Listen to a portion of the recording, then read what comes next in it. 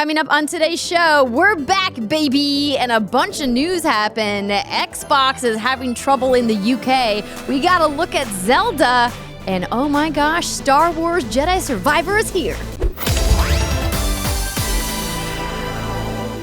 What's good, everybody, and welcome to another episode of the What's Good Games podcast, your source for video game news, commentary, analysis, and funny stuff every Friday. I am one of your hosts, Andrea Ri, joined by Miss Brittany Brombacher. Hey. Welcome back, Britt. Hey, I thought, we were going to have a slow-ass return to form, and then today happened. Nope, no rest for the rested, I guess. What's good, Rihanna Manuel-Peña? Oh my gosh, it's so good to be back. I've been dying to talk about all of this stuff that's been going on. It's been a very noisy April, surprisingly. It has been. I think we were hoping that because other people were taking spring break that it would be quiet, but nay. So we had to bring in some reinforcements, everyone. Please welcome back to the show, host of GamertagRadio, it's Danny Pena. Hello, ladies. What's up? What's good? Welcome back. We're excited that you are here because we got to play some stuff that we're going to talk about a little bit later on with you during the break, or I should say Rihanna and I got to play. But it's good to see you. You've been keeping yourself busy, posting all kinds of videos and stuff. How's GTR doing? Well, we're doing good. Just having fun. Recording lots of interviews lately. I think the past month I've been like almost weekly recording with somebody. Yeah, but everything has been good. And it's a great time to be a gamer because, man, there's so many good games out, and especially now with Star Wars Jedi Survivor. I can't wait for us to talk about that. So good. Yes, which we will be doing a little bit later on in the show. But before we do that, of course, and before we get into the news, I want to thank this month's Patreon producers, Chewy's Godson, Alex Rigopulos, Faris Attieh, Justin Foshee, and Punkdefied. And welcome to our Patreon community, Philip, Robert, Robbie Cooper, and Suvam Paul. Thank you so much for supporting us at patreon.com/whatsgoodgames, where you can get the show ad-free, among other wonderful benefits, like us mispronouncing your name in a shout-out, which is going to happen a little bit later on in the show. Brittany, we also have some lovely new podcast reviewers. Me too. Oh God, the voice is back. Strawby160. It sounds like strawberry, which is neat. Soggy Sog, who is actually a marine biologist. And I'm like, I usually don't like the word soggy. It's like kind of up there with moist. It's like a weird textual thing. But if you're a marine biologist, I feel like the name Soggy Sog makes sense. Yes. You know what I mean? Yeah. Anyway, thanks for being smart, Soggy Sog. Sammy Rocks 2014, George Field, and Thank you so much. It's always nice. We just took this break. It was good to kind of get the mental reset and all that. And then you come back and then you read all these super kind reviews. And it just kind of reminds us why we do what we do. And we appreciate y'all. So thanks. Absolutely. Thank you so much for taking the time, ladies, gentlemen, friends of all genders. And we want to let you know just a tiny piece of housekeeping, and we're kind of bamboozling you guys a little bit with this. But surprise, next week, we're celebrating the What's Good Games 6th anniversary. Hey! I can't believe it's been 6 years. Girl, I don't know. Thank God for all this Botox is all I know, or you'd be able to. Oh my gosh, if our children were as old as What's Good Games, they'd be in kindergarten. See, that's like a perfect example of 6 years that have come and gone. Now we're talking about our kids being as old as our goddamn show. Man, I still remember the announcement. Still remember. Oh, really? Oh, yeah. Yeah. That's sweet. Was it in San Francisco, the old studio? Mm-hmm. Yes. And I also remember when you girls introduced Ri to it, PAX East. I was like, that. who? I was like, man, she is cute. I gotta hit her up. That looks like my future wife. That was such a fun show. So many wonderful memories. So we are going to be taking a look back and celebrating with y'all in a little bit of an unorthodox time because Miss Britt is going to be in Los Angeles for a top secret event, getting hands-on with a top secret thing. And because she's going to be in town, we were like, what if we just do the anniversary while you're here? Instead of us doing it remotely. And so that's why we're doing it on Wednesday, May 3rd. Mark your calendars. And the timing is going to be from 5 to 8 p.m. Pacific. So I know that is not ideal for our friends across the pond, across the Atlantic, I should say. So hopefully, if you missed the live stream or can't join us live, you can watch the VOD either on twitch.tv/whatsgoodgames or youtube.com/whatsgoodgames afterwards. But we would love for you to join us again at 5 to 8 p.m. Pacific time on Wednesday, May 3rd. Check our socials if you want more details. Updates coming early next week. So today's show is also brought to you by Shopify, BetterHelp, and Echoes of History podcast, but we'll tell you more about that later. Brittany, now's the time where I pass you the microphone, hopefully not for the rest of the show. No guarantees. Yes, ladies and gentlemen, boys and girls, friends, we got hands-on Zelda Tears of the Kingdom previews. A bunch of select lucky motherfuckers got to go to New York and play the game, and there's a bunch of preview coverage out there right now. But I want to give a shout out to Brian Altano, who had some fire coverage over at IGN. So I thought I would just read some of the bullet points that I got from all of his articles. And then after that, I can kind of touch on some and give my personal POV. All right. So the first thing I want to talk about that came out of Brian's coverage was about the weapon durability. And so, as we know, there is the fuse ability, and we talked about this before we went on our break, which essentially allows you to fuse anything to your weapon to give it extra durability and some extra whacking power. And so Brian continues, and then eventually your weapon will break because, again, durability is back. Then Brian goes on and says, however, before your weapon breaks, you can unfuse it from what you originally fused it to, then fuse a brand new item to it, which should effectively reset its durability. Unfusing a weapon from an item will destroy the item, but retain the weapon. So if you've got a bunch of opals and gems in your inventory, you can hypothetically cycle through them and fuse them to the same weapon over and over as long as you unfuse them right before they break. So essentially, you can make your weapons last a lot longer. Have some shit to say about that, but we'll talk about that in a minute. Next up, weapon modifiers. So apparently now weapons have modifiers, and so he says not every weapon has one, and it's not clear exactly what determines these, but some weapons seem to randomly have special effects. For instance, there's quick charge, which seems like it might make charge attacks slightly faster, and extra durable, which obviously is pretty self-explanatory. Okay, cool. Interesting. Okay, moving on. Design builds. And so, okay, you have Ultra Hand, which is where we saw Link kind of building a raft of sorts to get across a pond in that last preview coverage we saw. And from what I'm reading, it sounds like that's a pretty intricate process that you have to be careful.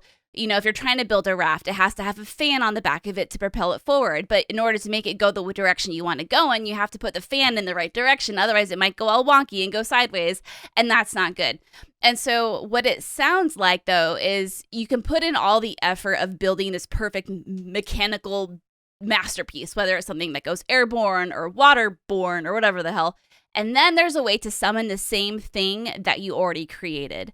And I think this is probably one of the things I'm most excited about, and I'll go into that in a second. But that's a really interesting idea, kind of like maybe recipe cards. Speaking of recipe cards, cooking, you now have the ability to use a Zonai cooking pot, which breaks after one use. But this means you can cook on the fly. You can cook wherever you are. And before, you know, you had to fast travel, find a pot to cook in. Of course, you could always build a fire and throw some apples in there and have some shit show food. Like, who the hell would want to eat that? Not me. Don't make Link eat that shit, you monster. But now, after you make something, you now get, he says, a recipe database in your submenus that shows you a list of recipes, including which items you'll need to create them, what sort of stat and health boosts they'll give Link, and a picture of what the completed dish looks like. I think this is so freaking cute. Anyway, this is fantastic, and now you no longer have to memorize it. So that's a really nice quality of life improvement. But are you really memorizing it in the era of Google? Right? Like, I always have my phone with me. I just like quickly type that in, right? See, if I touch my phone, no, you're not. But if I touch my phone, it's dangerous because then I'm going to get sidetracked with a million different things, which fair. is why I try to put my phone far, far away from me when I'm playing video games. So this is why we never play co-op, because I always ping you and I'm like, let's play. Yeah. And you're like, I didn't see it until the next day. I need to have like a secret old Nokia phone that has no access to the internet that people can just call me on or text me on. And that way I'm not going to be tempted to go on Twitter or check my email. Yeah, That's or you have like a phone or a tablet with like the Xbox and PlayStation and the Nintendo apps, and that's it. And then I could just message you through the app, I guess. You could, but I have all my notifications turned off for that sort of thing, so I don't want to get interrupted. No, I meant on your phone. On my phone. Because like I know this. I've tried. It'll be like, Britt has signed on, and I'm like, sweet, let's play. Crickets. Just crickets when I send She's the so game focused. invite. I don't care who She's so you are. If focused. I'm in the middle of an ending cutscene and I get a fucking pop-up that's like 69 butt sex has messaged you and wants to join your party, I'm like, well, that just was immersion breaking and I want nothing to do with that anymore. So off they What's went. some of that name? 69 plus. I don't know what the kids come up with these days. Sounds like it could be in canon for a Yakuza. Yeah, okay. Now we're talking, Ri. See, you speak my language. There was a note in here when it comes to cooking that there's no way to hit a prompt on the recipe card and have it sort through your inventory and automatically cook it for you, which I think is kind of a bummer. But, all right, now that I've gone through all of these, a few things. The one I want to talk about the most is let's talk about weapon durability here. So I have mixed feelings about this. I have two thoughts about this. One is I think it's really cool that there is kind of a roundabout way to maybe get past the weapon durability. I think, if you can keep refusing a weapon with a different item, like I might have millions of mushroom swords, and if that's what I have to do to keep my favorite weapon alive, cool. But I also think it's really silly that this has to exist this way.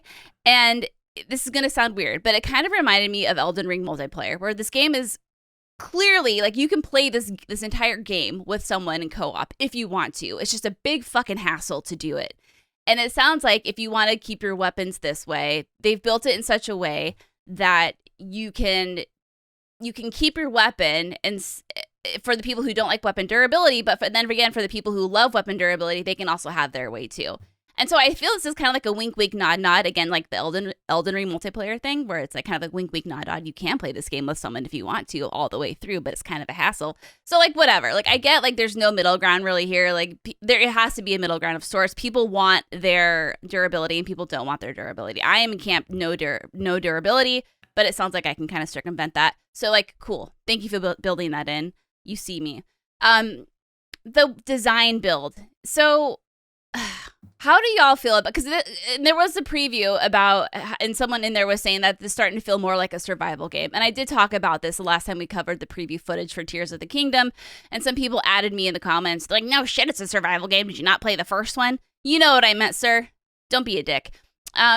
But like, how are y'all feeling about this kind of direction that I feel like this game is going in? Because from what I'm hearing, it's really all about just building stuff. And they said it like great, and I don't remember what preview it was. I'm sorry, but it was like, maybe it was Brian in the first Breath of the Wild. You saw like a place off in the distance, and it's like you can go there, you can walk there, and now it's like you see that same spot in the distance. There are 100 different ways to get there, and I'm not sure how I feel about that.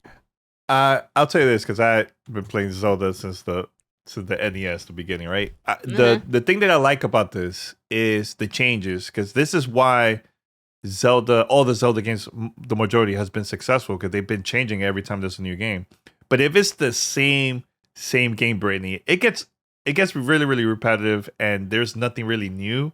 But now that they're doing it like this, I think I'm fine with it. I don't see any issue. Yeah, I think that's fine. I think that it's good that they've been experimenting and trying new things for the game, man. Because I think that's going to help to have like a new experience with the game of Zelda. I think, and that's fair. That's fair. I think what it comes down to, honestly, is just personal preference, right? I'm someone who loves my Zelda games to be a little bit more linear. Like, just give me the basic, like, amazing action RPG-esque gameplay with dungeons that I have to go to. And I've said this from the beginning. So, and again, like, we haven't seen a lot of the stuff that I'm wanting to see. And so I'm trying to remind myself, like, we're just seeing a lot of the cool stuff that I think a lot of people really flock to. Like you, Danny, like, you think this is really cool. And I'm like, that's awesome. But I want to see, are there dungeons again? Are there more intricate, like, puzzles? Like, what am I going to be doing? And where am I going? And where do I, that's where I'm at right now.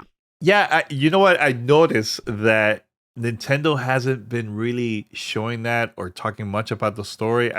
This is the first game that I think from Zelda that we don't know anything about it. They just showed us how to build weapons and certain things, and that's about it. They're keeping it like very on the down low so far. So it definitely felt like exciting. The marketing cycle for this game was much shorter than it was for Breath of the Wild. And I think the pandemic played a very big role in that, right? And the idea that they didn't have really any public-facing events that they were ready to show something at, like a PAX or an E3. Right? We haven't had an E3 that they could have showed something at in time for the launch of the game, and they clearly didn't have something that they wanted to bring to either PAX West last year or PAX East this year. I think that's part of it, but also I think it's okay to leave some stuff for player discovery, because turns out, Brittany, you know better than anyone, people are still gonna buy the shit out of this game. Yep. Oh, you know what? Honestly, I think that's what I'm most excited about, is to figure out what kind of game this actually is going to be, what kind of Zelda game this is actually going to be. And so I'm here waving my stick, wishing about nostalgia, days of old, but yeah, like fuck, day one, like hello. And here's the thing: is I always get review codes from Nintendo the day the game comes out. I'm not even waiting for that review code. I'm gonna buy it at 9 p.m. Pacific the night before, like everyone else. I'm not fucking waiting, even though I know there's a free code coming my way. Yeah, you know, I think Nintendo is the only company that they don't need to do much marketing, because they know people are gonna buy it. They even raise the price. People still gonna buy it. I'll give you more, Daddy. Nintendo, it's fine. Yeah. I'll give you my soul at this point. $70, 30 FPS. Who cares? Enjoy Zelda. They don't care. People don't care. They just want to play Zelda. They had to meet their competitors, right? I think in their mind, if Xbox and PlayStation are selling first-party titles for $69.99, why shouldn't Nintendo? Fair, That's a question fair. that's rhetorical. We're not going to answer that because there's a very complicated, long, windy answer. So just pin that. You can think about it when doing whatever you're going to do after you finish listening to the podcast. Rihanna, do you care about Tears of the Kingdom at all? Or are you like, I'm all just anxious for Redfall? I'm more anxious for Redfall. However, it is intriguing. I'm excited to watch Danny play. Like I'm excited to be, passenger princess on this one, and say like, go here, do that, and like help him solve puzzles. But as far as like open world exploration, survival experiences, I'm sort of in the same camp as Brittany. They're just not my jam. And if I'm gonna play something single player, I want it a little bit tighter. But we'll see. And how I like one it thing passively. that she hasn't mentioned, she pre-ordered the Nintendo Switch Zelda theme too. Because it's pretty. Hell yeah, girl. Okay. I'm getting mine on Friday. Yeah. It's pretty. I was and all surprised. I have is a Switch Lite. Like I don't have an OLED. I don't have. Yeah, I don't yeah. even have a big boy Switch. So I mean, that's the perfect Switch you got, honestly. Yeah. So yeah. I By do- the way, Go ahead. but by the way, one thing I noticed, and it was announced today, it looks like Nintendo's going to Gamescom this year. It was announced that they're going to Gamescom, which is Very interesting. I have a question. That's all Am I'll I the say. only one who's convinced we're getting a new Mario announcement and or game by the end of this year? You are not the only one. I'm also convinced that they're holding something close to their chest and that they've got something else coming besides just Zelda, even though Zelda could easily carry Switch through the holiday season based off, how consumers have really tightened up spending right now. They might not see as big of a pop at launch as they typically would because of the global economic climate that we're currently in. And I think they'll get that second wave at holiday of people buying who maybe didn't buy, right now in May or whatever. But I'm with you, Britt, that I think something else is coming. But, I mean, they just had a banger of a launch with Super Mario Bros. Movie, which, I have in the, in case you missed it, I think. Or did I pull that? No, it's a story. Well, you know what? Since we're talking about Nintendo, we could just talk about it right now, about how the Super Mario Bros. Movie has made over $375 million globally, breaking records to become the most successful animated opening weekend. Wait, how much did you say? Wait. It's No, close no, to no. like It it's went close to like over- 800 million. The opening, Nope, the nine- opening nine- weekend. 900 The, million.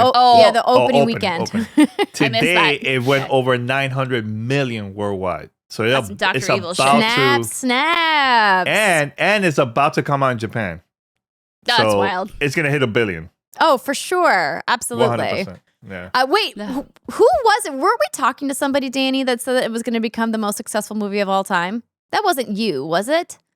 I thought we were talking to somebody when we were at WrestleMania. Yes, they that were- was me, you in Paris. Was it Paris that said he thinks that this movie is going to become the most successful movie of all time? I didn't Wow. mention that. I said that I could see this movie hitting $1 billion. I could even over a Yeah, billion. It's gonna go past $1 billion. For That's sure. how the conversation started. It was from there. I think I don't think anybody doubted that this movie was going to do well, even if it critically was bad. And obviously, you know, there are people that don't like this movie. There's never going to be a perfect movie for anybody. I feel like if you look at all of the movies in the top 5 grossing, that there's a large contingent of people who just hate those movies because whatever reason. And the story this week, in addition to, you know, this major milestone that they've crossed, is that, you know, Shigeru Miyamoto had an interview that he did with what is the name of the place where he did the interview? I can't find it in my coverage here. I'd have to check this Kotaku article, but a bunch of people were just talking about his reaction to the success of the movie and how he believes that all of the negative reviews actually helped the movie do better. All press is good press, right? Miyamoto-san? So I thought that was really interesting. In what way, though? Because I think the fans don't care about the reviews. We were just going to watch it no matter what. So in what way that helped? I think the buzz of everybody saying, oh my God, the movie's so good. I think people went to the movies because of that too, not because of the bad reviews. I think when it comes to like a beloved franchise like Mario, people who have any kind of touch point or connection want to believe it's going to be good. And if you hear from someone that is bad or you read on the internet it's bad, you want to disbelieve it. At least I know I would be very skeptical of somebody being like, it's bad. I'd be like, I need to see it for myself. So then I would go out of my way to make sure that I watch it to know for sure, is it good or bad? Because if all it got was good praise, I probably would just be like, oh, I'll get to it when I get to it. But if people were like, oh, it's bad, maybe you want to watch like the train wreck of it all. I don't know. Like Cats. You know, just go check it out for yourself. Oh my God, Cats. Like Cats. Cats was so bad. But I'm very glad that I watched it, despite the fact that it was truly awful.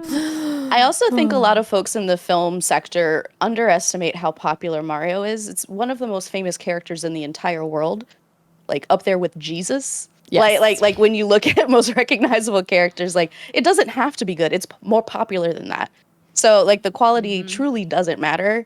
And I think also folks in the film industry still don't get how big games are. Like, like 100%. We're bigger than you, movies. 10 times the size. We're way bigger than you. Literally over 10 times the size. Like, what is it? Almost $60 billion in gaming, just 2022 alone. Like, it's huge. And even if like a few people who love the games go see the movie, it's going to be number 1 for that year, like without a doubt. So it might get up there with Frozen. We'll see. Yeah, and I think another thing I brought up to Paris while we were having that conversation at WrestleMania, I said, like, think about it. Universal, the company doesn't have a mascot like how Disney has Mickey Mouse, right? I think now Mario could be that mascot for Universal, even for the theme parks and everything. It's going to help them out a lot. Yeah. I mean, you don't think so? You don't think so? I think Nintendo has an iron grip on their IP, and Universal's ability to use it is very limited because Nintendo wants to remind everybody this is our character, of course, not Universal's. So I definitely appreciate what you're saying. It's certainly going to sell Universal Studios tickets. Like people will buy tickets to go to the studios, the theme parks. That's what I was saying. Purely to go to Super Nintendo Land. But as becoming a mascot, like for their film brand, I don't know. I feel like I'm going to have to agree to disagree. Not a film brand. I was talking more about the theme parks. I was sorry about that. I was thinking retail, those areas. Yeah, because think about it. Everybody, they even raised the price. If you want to go to the park and you want to check out Super Nintendo World, you have to pay an extra fee just to go to that section of the park. You didn't know, right? No, I didn't hear that. I didn't know that. That's gross. I don't like that. I mean, I'm just saying what's going on. I mean, if you want to charge for like early access or fast pass or things like that, that's fine. That's standard. All the other theme parks are doing that too. But your basic ticket doesn't let you get in even if you're willing to like wait in line. Like that to me is like meh. I don't know how I feel about I don't know how I feel about that. At least with like when Disney rolls out a new area, like I still vividly remember going to Rise of the Resistance right when it came out. We had to get to the theme park at 7 a.m. to make sure we were inside when the lottery opened at 8 a.m. But everybody had an equal shot, about like if you could get physically into the park by, 8 a.m., everyone gets to submit to try to get a lottery, like to get on the ride. You didn't have to pay extra to get on Rise of the Resistance. So I don't know. It's the whole new. It's the new. No, I mean, I think maybe it's just now like that. Maybe it's because it's just a new hot thing, and who knows? God. Yeah, people are excited about it. So moneymakers want to keep making money. But congratulations to Nintendo on a huge launch for that movie, and what's going to be a banger of a year for Switch with Tears of the Kingdom coming out. And Brittany, we'll keep our fingers crossed. Super Mario Galaxy 3, please. Thank you. I'm just It'd be nice if it drops like right when the movie goes to digital. Just like give it all to us. Just everything, please. Well, if you live in Argentina, they play the whole movie on the TV over there. Wait, what? Illegally. Yeah, in Argentina, yeah. I don't know why, but some people's children, am I right? All right, let's continue on with the news. But before we get to that, I want to let you know that this week's episode of What's Good Games is brought to you by this fantastic sponsor. This episode of What's Good Games is brought to you by BetterHelp. Getting to know yourself isn't just for those wild years in your 20s, everybody, because it's a lifelong process, especially because we're always growing and changing. And learning who you are and how to be the best version of yourself is something that doesn't just happen. It takes some practice. And BetterHelp is here to help you become the best you possible. Therapy is all about deepening your self-awareness and understanding, because sometimes we don't know what we want, or maybe most of the time if you're me, and why we react the way we do until we talk through things. BetterHelp connects you with a licensed therapist who can take you on that journey of self-discovery from wherever you are. Getting therapy can be a life-changing experience. It's helpful for learning positive coping skills or even how to set boundaries. And it isn't just for those who've experienced major trauma. Here at WGG, we love spreading the message of it's okay to not be okay. But even when you are okay and things are good and going well in your life, taking care of your mental health is still just as important. So if you're thinking of starting therapy, give BetterHelp a try. It's entirely online, designed to be convenient, flexible, and suited to your schedule. All you do is fill out a brief questionnaire, get matched with a licensed therapist, and you can switch therapists at any time for no additional charge. Discover your potential with BetterHelp. Visit BetterHelp.com/whatsgoodgames today to get 10% off your first month. That's BetterHelp, HELP.com/whatsgoodgames. Continuing on with the news. The UK regulators, that's all I can think about, has blocked Microsoft's acquisition of Activision Blizzard. So this was a really wild story to get kind of dropped in the middle of the day. And I have never in my entire career covering video games gotten a direct email from Blizzard. Did you get it too, Brittany? Yes. I shit bricks. I was like, there was no setup. There was no press release. It was just bold print. This is our response. And I was like, oh my gosh. And I hadn't seen the news yet. All I got was the email with the response from Blizzard. And I was like, what happened? And the subject line is just all caps CMA on MSFT/ATVI. And that's it. It's like, who sent this? Who sent this out? Somebody got a hold of like the master press list and just like company-wide like hit the send button. I think somebody on the PR team is going to get in trouble tomorrow. It went out at 4:08 a.m. Pacific. Also, it was in the middle of the day, so it was really, really early. Very early, yeah. Rough. Yeah. Wow.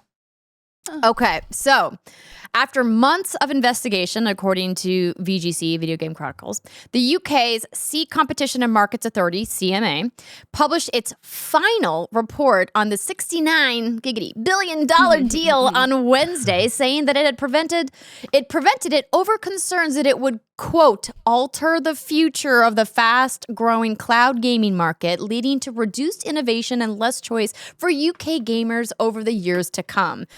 So, okay, before we continue, I literally guffawed, like, when I read this, because I was like, is that legitimately the reason? All I could think was RIP Stadia. Like, what do you mean the future of the cloud gaming market? There's no one else. There isn't. There is no one else. Yeah, I mean, there is Nvidia and this other smaller ones too. But come of on. course. But like, here's the thing. Yeah. Why do they think cloud gaming specifically is the reason to block this deal? It feels sus to me that's the reason. Feels sus. Mm-hmm. Well, they have a big old paragraph here on why they feel like they can justify it. Enlighten us, Brittany. My stuffy business voice. Microsoft has a strong position in cloud gaming services, and the evidence available to the CMA show that Microsoft would find it commercially beneficial to make Activision's games exclusive to its own cloud gaming service. Microsoft already accounts for an estimated 60 to 70% of global cloud gaming services and has other important strengths in cloud gaming, from owning Xbox, the leading PC operating system, Windows, and a global cloud computing infrastructure, as they're in Xbox cloud gaming. The deal would reinforce Microsoft's advantage in the market by giving it control over important gaming content, such as Call of Duty, Overwatch, and World of Warcraft. The evidence available to the CMA indicates that, absent the merger, Activision would start providing games via cloud platforms in the foreseeable future. The cloud allows UK gamers to avoid buying expensive gaming consoles and PCs, and gives them much more flexibility and choice as to how they play. Allowing Microsoft to take such a strong position in the cloud gaming market, just as it begins to grow rapidly, would risk undermining the innovation that is crucial to the development of these opportunities. Oh my gosh. You sound very angry, except when you said Windows. It's so stupid. And of course, the all bold response that we got over email from Blizzard was, the CMA's report contradicts the ambitions of the UK to become an attractive country to build technology businesses. We will work aggressively with Microsoft to reverse this on appeal. The report's conclusions are a disservice to UK citizens who face increasingly dire economic prospects. We will reassess our growth plans for the UK. Global innovators, large and small, will take note that despite all its rhetoric, the UK is clearly closed for business. What is this response? UGLY. Like, Everybody's angry. Everybody's angry. This is the embodiment, email embodiment of someone stomping their foot. The UK is clearly closed for business. Oh my! They're I can't. ridiculous. I'm so exhausted of this whole situation. Here's the thing. And I think it was Michael Pachter earlier today. He said, look, the deal's going to go through. I don't know if it's going to be this year or sometime next year because of this. God. Right? But imagine, and I know there's already other countries already it got approved. I think in Japan, I think Brazil too, a couple other places, right? But imagine Europe and other places approve this, right? And UK is the only one not saying like it's not approved. Microsoft, if they really, really want to do this, they could be like, all right, have all these games available on Game Pass and other places, right? All over the world, except the UK. So what's going to happen? A lot of the consumers are going to get really, really angry and pissed because of it. So, and the politicians, they don't want that. So they're going to pass it either way. Yeah. So it all depends. It all depends on Europe too. If we find out if that passes. And the thing that I didn't see anybody in my timeline talking about is that Amazon Web Services, AWS, still is the market leader in cloud. They still have the lion's share, over 33% of the market. Microsoft isn't even the leader. So, I don't understand this decision. Listen, there's a lot of legitimate reasons that this deal should be very closely examined by people in positions of power within different legislations around the world. Absolutely. I'm not saying that. But this reason that they gave just is like I said, it's sus, man. I mean, I'm sure Amazon's just sitting back, Jeff Bezos being like, suckers, you didn't pay the right people, bitches. I don't know what happened, man. I think they just don't know about technology. That's what it is. This is a bunch of old people that don't have no clue about technology. Oh my gosh, did you see the TikTok CEO? Oh my God. Trial or whatever that was that the CEO had to do with the United States Congress? Oh, terrible. Oh my gosh, terrible. how embarrassing for us. Yeah. That's how we need younger people. Yeah, we need no, young they don't people know. that know know. about technology doing this. I'm just exhausted by this whole thing. And then you have Epic and Apple still going at it and airing all their bullshit on the Twitter timelines. And I'm just tired. I'm tired. I was reading this. I was reading this and it was just causing my brain to bleed. And I'm like, you know what? Like, it's going to go through more. I give it like a nice solid percentage. It's going to happen. It's going to be a thing that happens. And I don't know. It's just getting ugly. And I just hate how these companies just try to really like negatively fuel the fans, by saying this is a disservice to UK citizens. The UK is clearly closed for business. It kind of reminds me of what Epic did with the whole Apple situation. And it's just, I'm tired. Like, we see right through it. Just fucking go about your business, make all your money, and just give us good games, and we'll be happy. Like, stop weaponizing your consumers. That's the word I was looking for, weaponizing. Thanks, it's not Ri. cute. Yeah. It's not cute. And Brittany, imagine dealing with this for another year. No, and that's why It's you're annoying. saying it's gonna go through this year, next year. I was like, oh god, it's gonna drag on that long. I'm gonna like go gray because of this. I'm over it. I'm over it. So over it. Ah. Yeah, exactly. Well, we of course will keep y'all updated when the UK CMA eventually reverses its decision, because that's probably what's going to happen. In case you missed it, Dead Island 2, which we're going to talk about in the next segment, global sales have surpassed 1 million copies sold in the first weekend. Yay! Congratulations to the team at Deep Silver and PlayOn and all the other studios involved with making that game. They put out a bunch of fun numbers, fun little stats. 11 million total hours played, 28 million total player deaths, which is twice the population of Los Angeles, or Hell A, as they call it in the game. 756 million zombie limbs hacked off. Mm-hmm. Interesting. That's a lot. And over 1 billion zombies slayed. So we'll be talking about our zombie slaying experience, like I said, in just a few minutes. I also wanted to mention this news that came across my inbox that EA has announced The Sims 4 has crossed 70 million players, which is humongous. That is a massive amount of people who are, what's the term? Speaking Simlish, but you're making, what's the term for sex in that game? Bumpin' ugly, so I don't know. I almost said snoo. That's definitely Futurama. It's like making whoopee or something. It's like something really, really silly. Banging and it might be Wahoo. Banging in Sims called something weird. Anyway.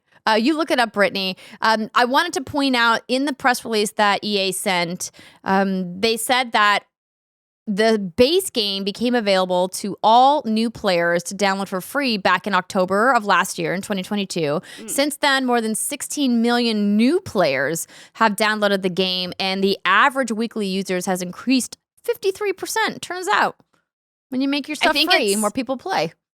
I can't find it, but I think it's Woohoo. Woohoo. Is it? Okay. I thought Wahoo, but Woohoo sounds right. That's Mario. The launch week for the brand new expansion that they just put out called Growing Together, which happened back in March, saw more than any other expansion pack launch, more sales, I should say. The Sims 4 has started releasing packs back in 2015. Of course, it launched originally in 2014. The latest expansion pack introduced the highly requested gameplay features centered around family dynamics, new life stages, and milestones as players experience new chapters in their Sims lives. Thank you, Brittany. Following the release of the expansion pack and the free base game featuring the infant life stage, remember, the 100 baby challenge everyone was doing? Players have created more than 8.6 million Sims infants in game. I mean, that 100 baby challenge certainly contributed, including 12.2 million infant milestones. Oh my goodness. Wow. Oh, anyway, congrats to the team at I wanted to say Miraxis. I think that I'm saying that wrong. The team that makes The Sims. But I keep looking at The Sims, knowing how deep I've gotten into other life sim games. A lot of my friends keep coming back to me being like, why don't you play The Sims? Why don't you play The Sims? And I was like, you know why? Because that's a deep, dark hole that I truly will never get out of if I go down it. Like, you will lose me to The Sims forever. One of my favorite things to do in The Sims is create. I'm talking about this like I do this all the time. I actually probably did this a few years ago. I made me and all of my husbandos, and then I use the cheat codes where you get all the money, and then you make all of your beautiful big mansions, and then you make, I said, all like your husbandos. Like I had Majima in there, I had all my Kiryu, I had all of them, and then they would come over and woo me, and we would do the woohoo. And that was a time in my life when I needed that. So thank you, Sims, for being my safe space for when I need to bang my imaginary husbands. Maxis. I don't know why I was combining the people who make Civ. Anyway, sorry. It was bothering me. I was like, I'm saying the name of the developer wrong. It's fine. I was just expressing how I deal with my deep, dark moments it's cool, Andrea. It's fine.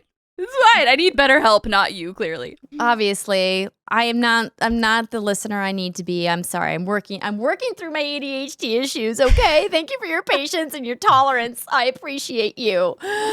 Okay. Moving on. There was quite frankly, there was a bunch of news that happened while we were gone. We can't cover it all.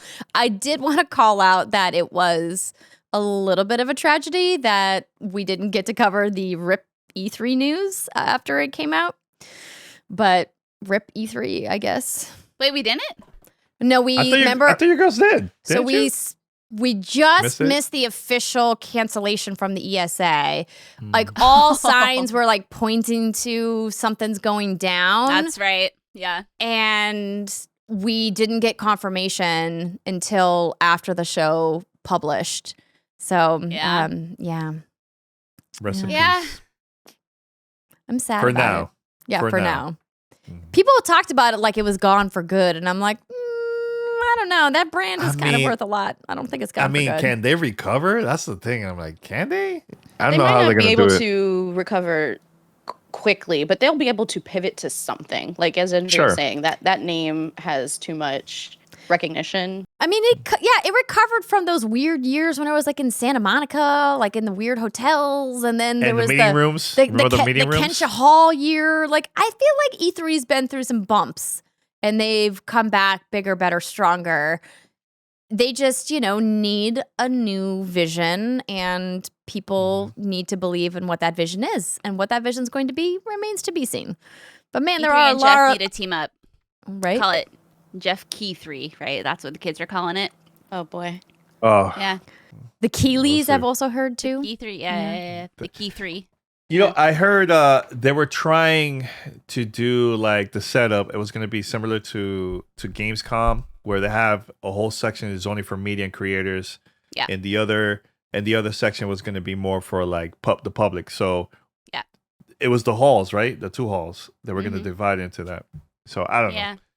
But that would have been smart, because then you can do like behind closed doors demos without the fear that people are going to see embargoed content that aren't under NDA or going to uphold the embargo.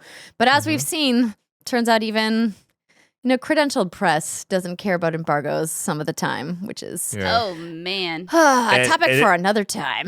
The only thing I will say before we go to the next topic is now there's a lot of companies that were supposed to be at E3, and now they're scrambling, trying to figure out how they could still promote whatever product or game that they have during the summer, like Summer Game Fest, and I think the week after that.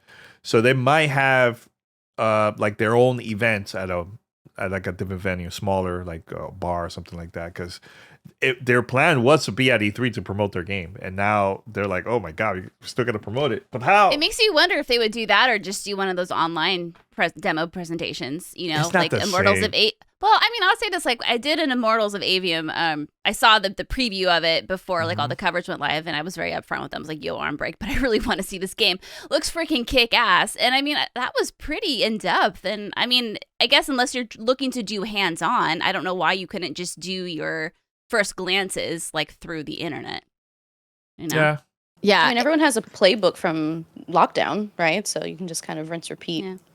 It really depends at what stage of development they're at and who they want to invite. In the lift, I mean, again, we're just going to probably rehash all the things we said. The lift you get from E3 and just doing coverage that week is so much more than you would get during any other time when you're just, dropping your trailer on some random Wednesday, and then along comes the CMA with this crazy Microsoft news on top of your announcement. And you're like, why do I even do this job? Table flip. Everyone who I follow that's in PR was having a day today. Anyway, that's it for the news for this week. We have a lot of games to talk about in the next segment, so stick around, everybody. We'll be back in just a minute. Welcome back to the second segment of the What's Good Games podcast, where we talk about what we've been playing, and we have been playing a lot.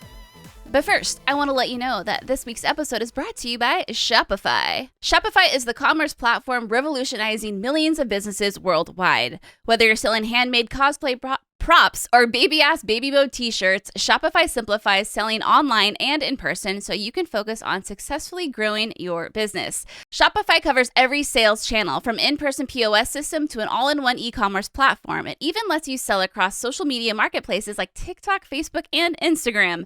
Shopify grows with your business no matter how far or big you grow. Thanks to a seemingly endless list of integrations and third-party apps, anything you can think of, from on-demand printing to accounting to chatbots, everything you need to revolutionize your business. And here at What's Good Games, we loved using Shopify integrations to help deliver our custom Patreon merch. And thanks to 24/7 help and an extensive business course library, Shopify is there to support your success and help answer your questions every step of the way. Shopify is ready to empower you with the confidence and control to revolutionize your business so you can take your business to the next level. And it's time to get serious about selling and try Shopify today. Sign up for a $1 per month trial period at shopify.com/what'sgood, all lowercase. Go to shopify.com/what'sgood to take your business to the next level today.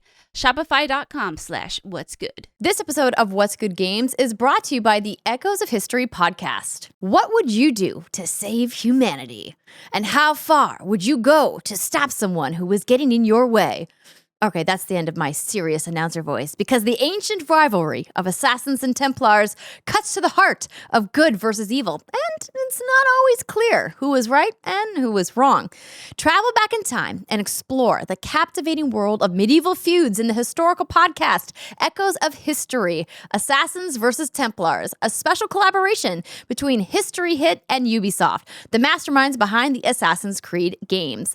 Hosted by Dan Snow from History Hit and Matt Lewis from Gone Medieval, the 8-episode season will take a close look at the real history of the secret societies which inspired the Assassin's Brotherhood and the Templar Order in the Assassin's Creed games. Every episode, they are joined by another premier historian to do deep dives into the Crusades, unearthing the myths of the Grail, and discovering the real people who inspired key characters of the game.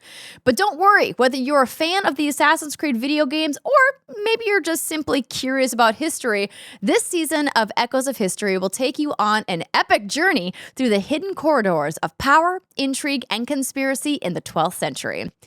Echoes of History, Assassins versus Templars podcast is available right now wherever you get your podcasts and listen to our show. Listen and subscribe to Echoes of History to discover the hidden truths that have shaped our world and inspired the video game series. That's Echoes of History wherever you get your podcasts. Listen today and subscribe for more. Thanks for that awesome intro, Brittany. But before we talk about video games, we have to give shout outs to our wonderful elite patrons at patreon.com/what'sgoodgames. It's how you can support the show and support our voices in video games, like these wonderful people: Philip, Decime, Robert Griffin, Ryan Saffel, A Casual Blasphemy, Trick24, Omega Buster. Caesar Lara, Daniel Hull, Chewy's.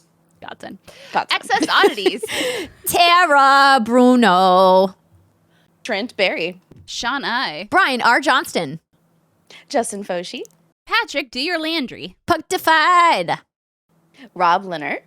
Trent Pennington, Faris Attieh, Jessica Bloom. Patrick Wella, Matthew Goddard. I can't do Noel it. Nevadas. you did great. Chris Wang, Tyler McCall. Adrian A. Rock Williams. Chad Jackson Burkhead, Oh no, is it A-Rock? Have we been fucking this up the whole time? I've always said A. Rock. Have I said I it think wrong? he says A-Rock. Oh no, we should find. Adrian, let us know. No. This is why they help us on Patreon. This is why they support us. So we They can say their name tolerate wrong. us perpetually saying their names wrong, like Faris Yeah. says. Okay, Gary Peck. Oh, Robert F. Rimmery. Carl Baum. Wall of Bill. Teresa Eater. Yes, you got it. Good job. Oh, that was so good. Jason de Alex Rigopulos. Andrew Cotton. Chio Corsi. Nicole Humphrey. John Drake. And Trevor Stocking. Thank you so much to all of you wonderful, beautiful people supporting us. Everybody who is on Patreon, who leaves us a 5-star review, who is subscribed on YouTube, who follows us on Twitter and Twitch. If you download the show, if you interact with the show in any way, your support means the world to us. We love you. Now let's talk about some video games. Danny, we played a game from Ubisoft with Rihanna, actually, called XDefiant. I don't know why I'm doing this weird X thing with my arms, but so we had a good time playing. So the coverage for this game actually came out a couple weeks ago, but we were on break, and so we weren't able to cover it. So for people who are like, what the heck is XDefiant? I completely missed the coverage. So this used to be called Tom Clancy's XDefiant, and then Ubisoft was like, actually, we're going to just X out that Tom Clancy part of the name and make this about the Ubisoft universe. All of our IPs kind of under one umbrella. And they had a closed beta, and the three of us got to play. And essentially, I walked away first impressions before I, talk about more about the game. Like, this just feels like a fresher version of what Call of Duty is doing, but also has a couple things I hope they work on. So it's a first-person shooter, and it's being developed by Ubisoft San Francisco, and it's currently in development, as I mentioned, and they did a closed beta, and we got to play together. What did you two think of our time playing? Did you have fun? Were you impressed? Were you like, I'm bored? Thoughts? Oh, not bored at all. I'll go first. I absolutely loved my time with XDefiant. So I played, I'm trying to think, maybe 2-hour sessions. I want to say 5 or 6 times. So I got a good amount of time in. I've played with every class, and I've played it with almost every gun. So if you played during the closed beta, or if you missed it, there were a couple of days when, because the development cycle was, ongoing and actively changing, they unlocked everything just to make sure people had access to all their attachments. They didn't roll that back, and then, you had to earn your stuff again, but it's a closed beta. That's fine. But the point being, at a certain point, you could open any character, you could use any faction ability, and you could put any attachment that comes with any gun in your custom loadout. And it is so much fun. Just like you said, Andrea, it's refreshing. It felt like the first time I played a really good team shooter all over again. You have these different factions that come from Ubisoft lore, or the Ubiverse, or however you want to call it. And they feel really, really interesting and fresh, but still nostalgic. You have DedSec characters that are hacker types. You have cleaners from the Division, and they're all about DPS, and they have passive fire damage on all of their bullets. You have people from Ghost Recon who can, throw out shields. You have people who are from Far Cry, Libertad, who are my favorite class because they're the healers. So you're throwing down health packs for everybody. It all felt like it made sense in the world when it's all put together. You also have levels that are, some of them brand new, but a lot of them are from these games. So you're running through the Noodle campus from Watch Dogs, and it's just cool, right?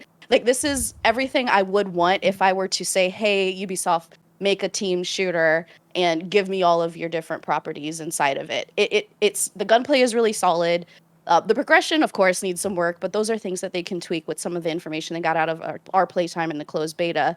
And I just really love the spirit of it. Even down to the different Overwatch voices that you hear will change depending on which faction you choose. It's just done with so much care and so much respect for each of the individual properties that these characters in these worlds come from, that I just had a blast with it. See, I'm watching this, and as someone who isn't an FPS guru like you very much are, It just looks like a shooter to me. So is it the kind of thing that you have to play to feel how it feels fresh and how it feels different? Like, what about it? Yeah, you definitely, if you play a lot of shooters, you'll feel the difference and you'll notice the difference. So the team at Ubisoft that we got to hear from during the press preview gave us a little presentation ahead of time before we got our hands-on time. And they called it a classic fast-paced arcade shooter, which is, very much like what COD is, right?